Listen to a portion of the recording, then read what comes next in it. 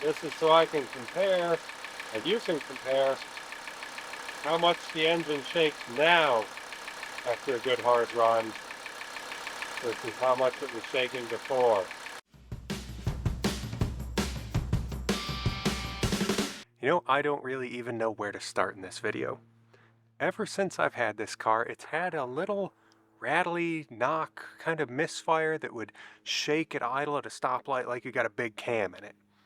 So then I started realizing that the car only misses when it's hot, which reminded me of a known problem with, see my truck behind me here, the 160 horsepower 12 valve Cummins pumps. This was a Bosch P7100 pump rated for 160 horsepower, and some of them were known for having an issue with the plungers and barrels in the injector pump warping when they got hot and causing a misfire at idle, but then clearing up at higher RPMs, which is exactly what my Mercedes is doing. So here's my plan. And it's not really much of a plan, but I guess maybe it would be interesting for you. I'm going to go and drive my car around until it's hot enough to start misfiring, then come back here, and I've got a 17 millimeter wrench in my pocket, and we're going to crack loose injector nuts and hope that one of them is definitively causing a misfire, because I'm at a loss. Part of me just wants to change out the injector pump. I've got a spare one anyways. But part of me really wants to know before I go through all that hassle of changing major engine components that I might be onto something. So let's start it up right now, and you can listen to it smooth because cold, it seems like it runs fine. So let me fire this thing up, and then I'll show you a before and an after while it's cold, and hopefully after I get back with it missing, with it hot.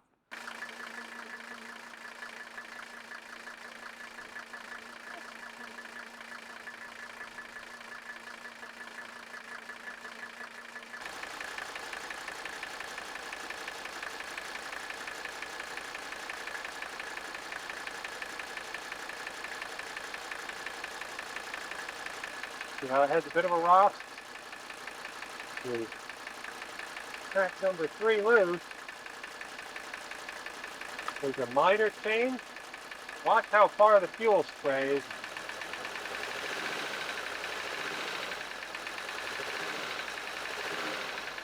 Grab it up, see how that fuel sprays. Now we're going to do the same thing with injector 4.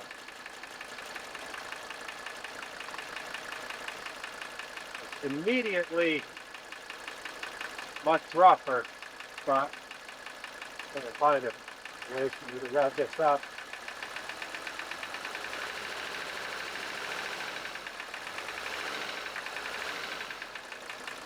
Fuel is a lot faster coming out of number 4, whereas number 3 only spurts like here. Number 4 is flying way up. I'm just going to go ahead and change the injection pump. I had a plan with syringes in the delivery valves to measure the outputs, but ultimately I don't think that's going to work well. I fiddled with it for a bit, and it's like this is not going to be a simple solution. So we're going to get this pump installed on my car, and there's a few things that we're going to need to do before it's ready for that. So we've got to get this pump timed. This uses a splined shaft, so we can just literally unbolt this from the engine and lift it off the car without removing anything but the injection pump, pretty much. I'm going to replace the delivery valves with some brand new ones that I picked up, new old stock. A viewer mentioned that they had some for sale on eBay, or there were some for sale on eBay, and so I went and picked some up so that I'd have them, and now it turns out it's going to be useful. Our MW pump here is ready to be installed. We've got new delivery valves here that'll go in afterwards, and I've just got to trade over my lift pump and some other little tidbits. So at this point we are ready to get the old pump off, which means we've got to get the engine set to time. There's a plug here that we have a special tool that goes in to lock the pump timing. So I need to get my engine rotated to where my current pump is in time Then I can remove my current pump, time this pump, lock it, and install it. I didn't realize this is an early injection pump. It is still an MW, but being that my car is an 82, it was a 50-50 gamble if this had the early or the later style pump. This is the early style pump, which means my locking tool is the wrong one for this pump and the right one for the new pump. So instead of just being able to pop this in, get this set and locked in time, remove it, do the same on the new one and install it, I'm going to have to pull the valve cover and check timing on the harmonic balancer in the front so that we can get this timed properly before we remove this injection pump. So basically, at this point, I've got to remove all the hard lines, some of this linkage and stuff so that I can get the valve cover off. Then we can get this thing timed and in the right spot where we can remove my pump, get the new pump ready to be dropped in here. So I'm just going to get right to that and start removing all the stuff to do that. And yeah.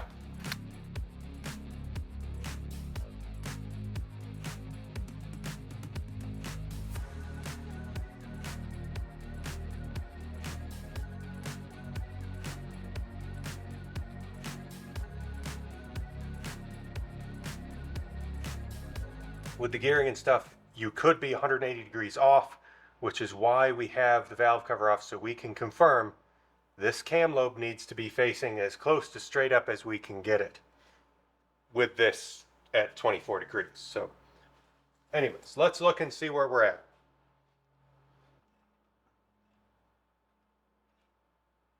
About 26.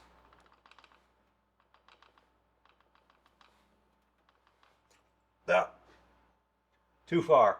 We'll have to go all the way around again. You see we're showing timing marks again there, but if you look up here, our cam is facing down. So that means that's 180 degrees from where we need to be.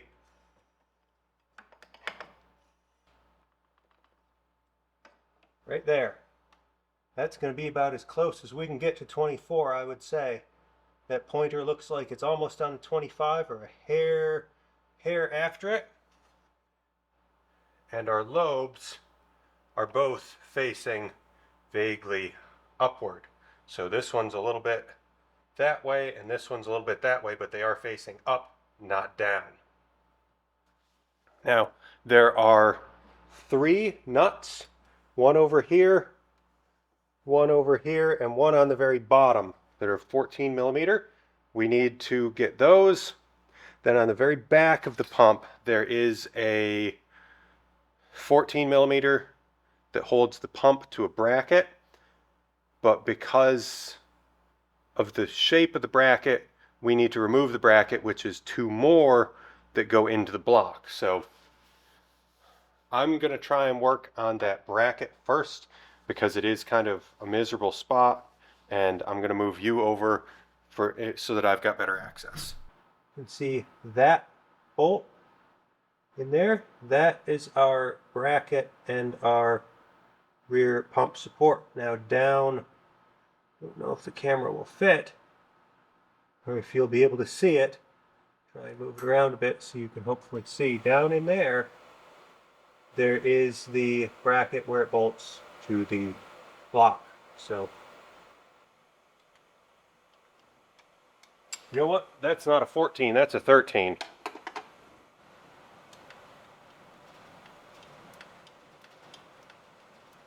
I'm under the car and I've got a light over here, and it looks pretty easy to get to that bracket. Really hard to do this one-handed, but these are not hard to get to from underneath. So that's the solution. Now we're going to start finding my 14 millimeter, and we're going to attack the, you know what, these are all 13s. Yeah, I'm just a dirty liar. Every one of these bolts is a 13. So get your 13, and we're going to take off the 3 bolts from the front of the pump. nuts, rather. These are nuts.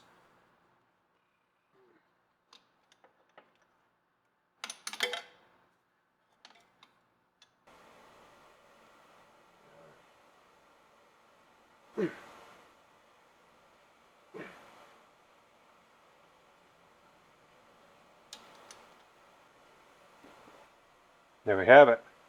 Third bolt.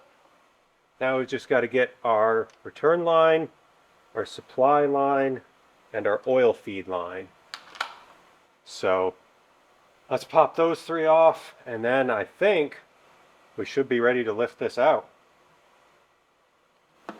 This oil supply line at 12? It is.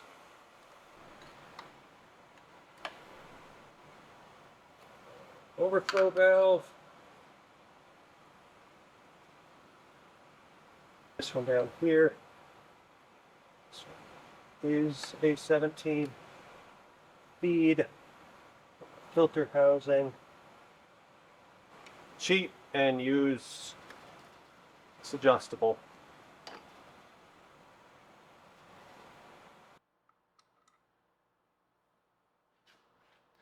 There's our rack damper out. That gives us an extra like inch at the back. Let's get our pump the rest of the way out. Don't think there should be anything holding us up. And then we just have to slide this back off of the studs. And there we have it. Oh, it's not light, but it's out. So now let's go take this over to the bench, and we'll set this up where we can move our lift pump and sorted things over and go from there pretty much. Lift pump has three 10mm bolts.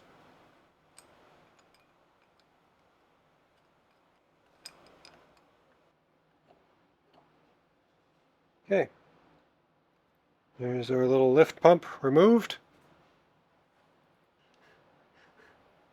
Transplant our lift pump onto here.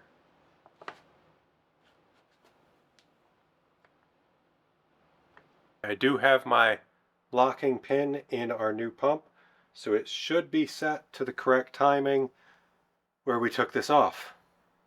It's pretty much only one way to find out. There is a keyed thing on the front that's supposed to line up, and I'm a little curious how that's supposed to work, because this doesn't line up when this is at the right mark. So I'm going to put it in with this in there and hope for the best, and if I need to, if it's off by a couple teeth or something, I'll pull it back out. Probably what I'm going to do is put this in with just the 3 bolts on the front and not our throttle spring stuff back here. So I'm going to adjust this a little bit so that I can easily pull this back out if I need to and correct the timing if it's off by more than a couple of degrees. But pretty much I just need to pull the rack damper off so we've got that extra space, and then get ready to plop this thing in where it goes. Now, this oil hose where it needs to go.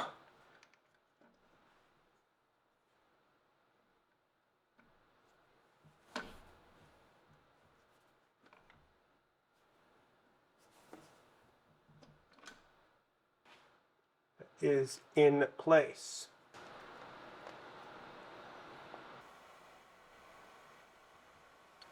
All right. Whew.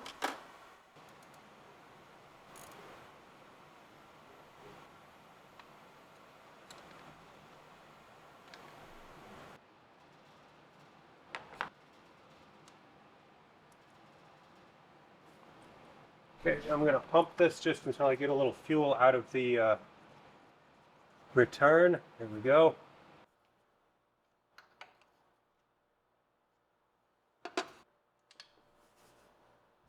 So a little locking tab. Put back the plug.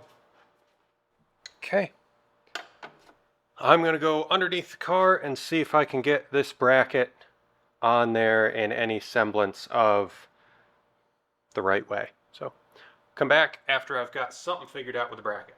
I ended up getting the bracket on the back, but in doing that I had to remove that bolt. So I guess at some point I'm going to try and fight and get that bolt back in, but in the meantime people online say that the pump is basically fine. It's supported good with the 3 in the front, and you don't really need that one in the back.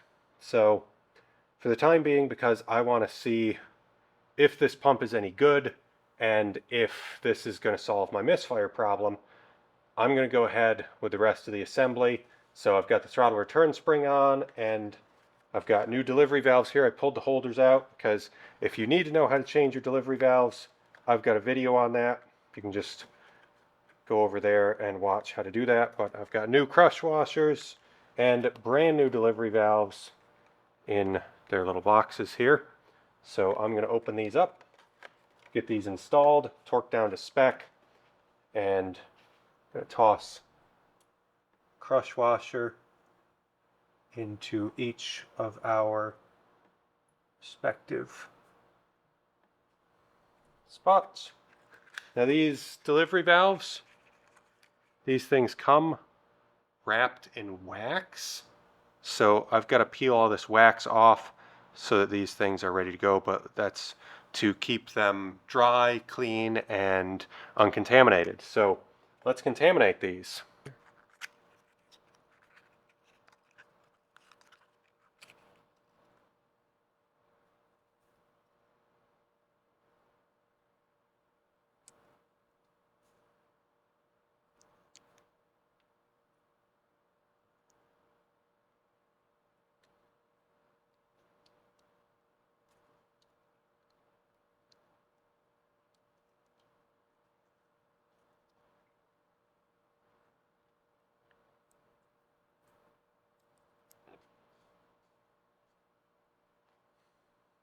Okay, now we're going to get the torque wrench and stuff and torque all those down. Torque spec on these delivery valve holders is 40 to 50 Newton meters.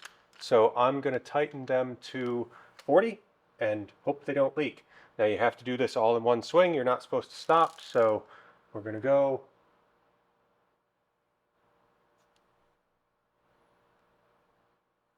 Is that, oh, this thing turned off. Come on.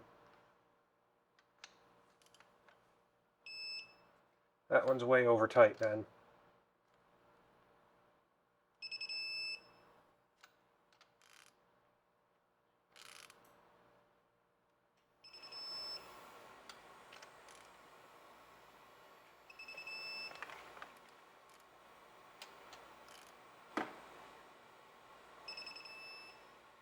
At this point, I'm going to put my valve cover back on because I want to crank this over and make sure that I'm getting fuel out of all 5. Just because I don't know the condition of this injection pump. This is a used pump. And then from there we can go at testing our Alda and kind of a lot of other fiddly stuff to see if this will solve our problem.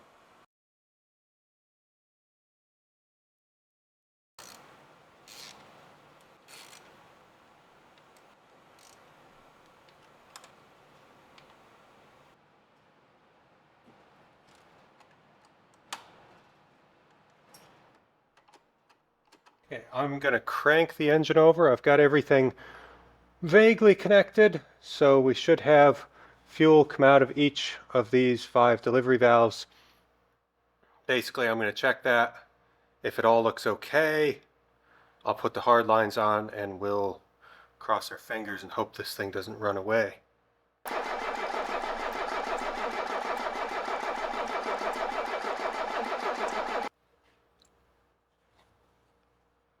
Like we got 3 getting fuel. Could be things are just needing to get bled a bit more. If it hasn't run in quite a while, let's give her another spin. Whoops. Found the horn button.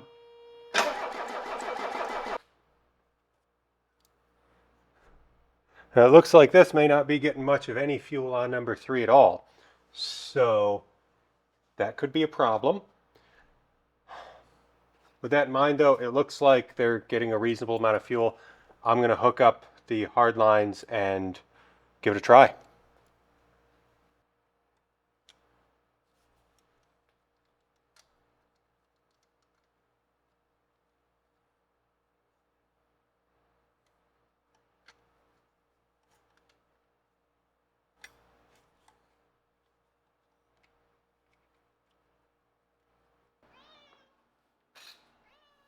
George is here to inspect.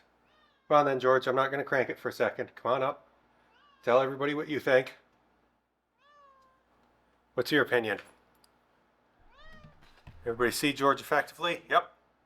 He's right here. He says you did it wrong. Don't go back in through the open window. I know you want to be in the car, but don't be in the car. Stay out here. Stay out here. No. No.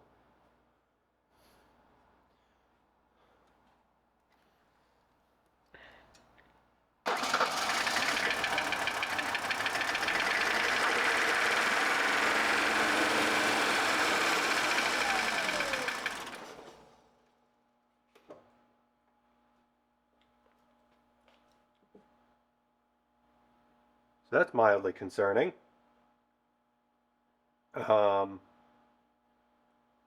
It did shut off. Well, now that I've taken a bit of time to think about what just happened, and I've given my car some time to think about what it's just done, I figure I should tell you what happened. So, imagine the level of panic rising as the car started. I had my foot on the throttle to help bleed out any air that was in the lines. The car starts, RPMs start to climb, I let off the throttle. You can watch in the clip, the linkages move. RPMs continue to climb. I turn the key off. Windshield wipers twitch. I don't know why the windshield wipers twitch in my car when I shut the key off, but they do. In the clip, you can see it. And the RPMs continue to climb. At this point, I realize this is a full-blown runaway situation. In a matter of seconds, my engine is probably going to be scattered across the shop. So I jump out of the car, trying to decide whether I should duck and cover or figure out a way to pull off a fuel line or something to get my car shut off. And right as I'm getting out of the car, it does shut off. So the engine is safe. Nothing has been damaged as far as I can tell. But that was terrifying. Now, why that happened, evidently the fuel rack in that injection pump is very stiff. So the combination of shutting off the key, which applies vacuum to the stop pod, and the RPMs climbing high enough that the governor began trying to defuel was just enough pressure to bring that rack back from full fuel to off. So now that we've figured out what happened, it's the next day now. Let's go see if there's anything we can do to free that rack up. Maybe there's just a little dirt, a little debris, something down in there, because this pump did sit on the shelf for a while. So let's go see what we can do with it. It sat with fuel in all of the delivery valves and on there, so there's a chance that it has freed up any deposits or debris in there, but this is kind of a bad harbinger, I guess, for the state of this pump. So I'm going to pull everything here, twist that all the housing, and then see if we can free that rack up. I think what I need to do is pull the delivery valves and put some solvent down in each of these to try and wash out whatever is jamming up the element that's making that rack stick. I put acetone down in each of these. The brake clean didn't really do anything, but with the acetone now, we've got a fully free fuel rack. That's to apply throttle, so it is free, and that's just operating off of the linkage out here. So that's a good sign. I also turned the engine over and double checked that all of the plungers are moving, so that's a good sign. Make sure it doesn't turn off on us this time.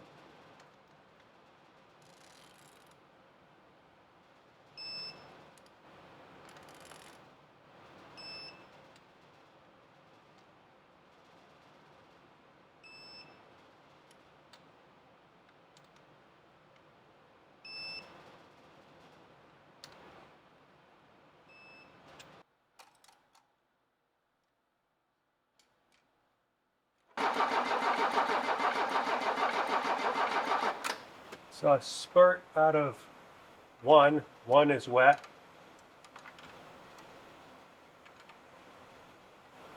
Three is wet. 4 and 5 are wet. So 2 is dry. Chances are it's just 2 that's dry. It'll start and that'll just bleed itself once it's running. So I'm going to snug all these down.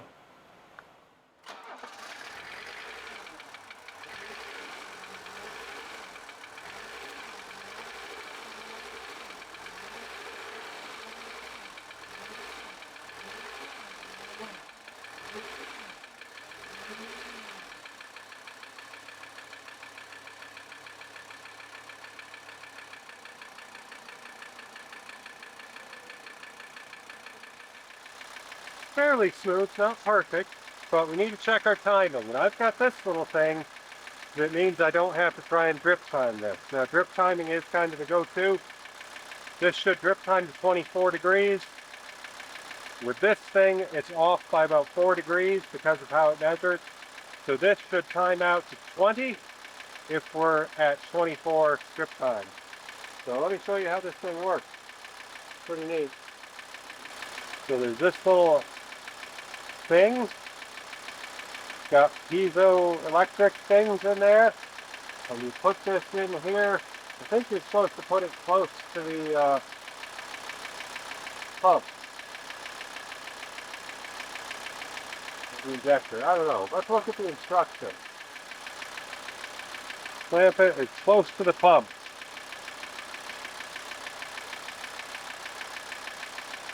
Clamp that close to the pump. Clip on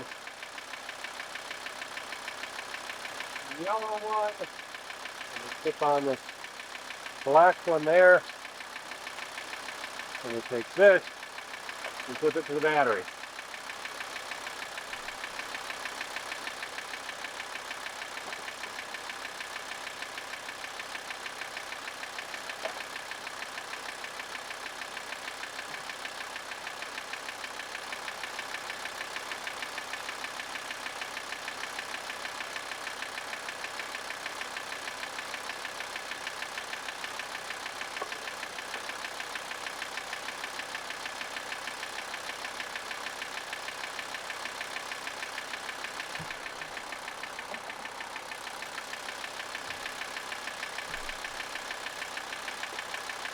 Now we take our normal automotive timing light, put it on here, and boom. I don't know if you'll see that, but we've got an RPM reading and we've got a timing indicator. Now, we're going to point this down here and we need to set this.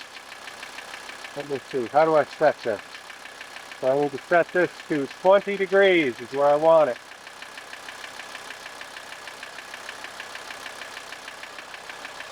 And it looks like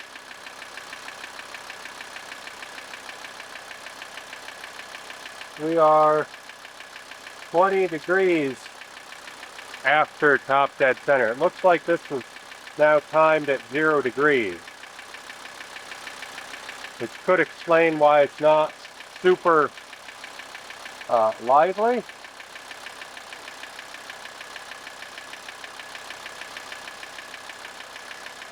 Yeah, that's at 0 degrees. Okay, I understand where I went wrong. I went inside, reviewed the factory service manual, and there's a slightly different procedure if you're using that locking tool that I was using. So essentially what I need to do at this point is remove the pump from the car again, put the locking tool in, get the pump timed with the locking tool where it's set and locked in place.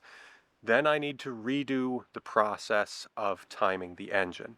So we're going to do the same thing over again, cam lobes pointing up, except we're going to go to 15 degrees after top dead center.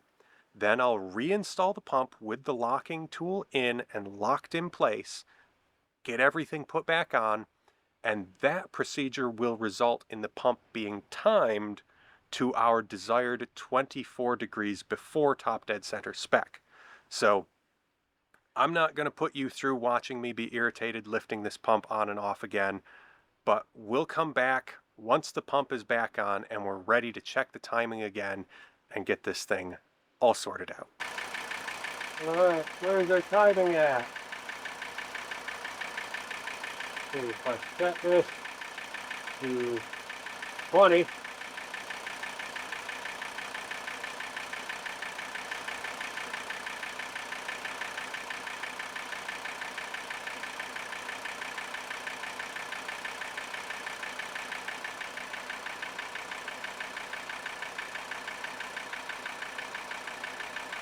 it is very close. If I had to guess, let me see, let me set this to 24.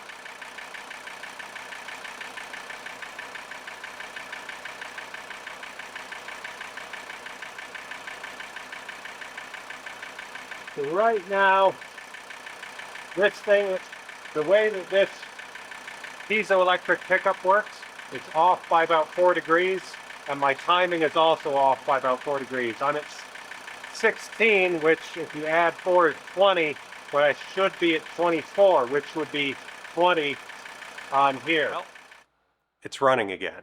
We're still off a hair on that timing, but I'm going to take the car and take it for a quick test drive, see how it runs now with like 25, 30 potentially degrees of timing extra added into it, see if it's got just a wee bit more power.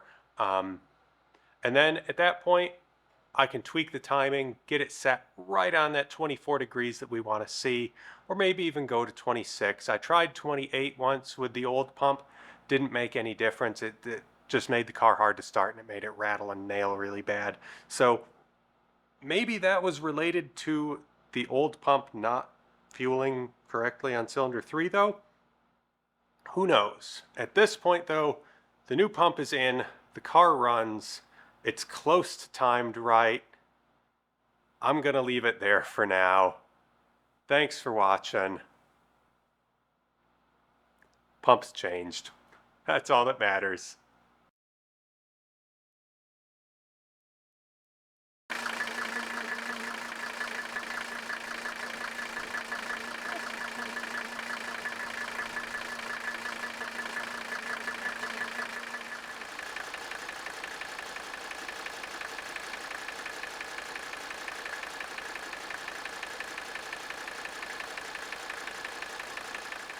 This is so I can compare, and you can compare, how much the engine shakes now after a good hard run versus how much it was shaking before.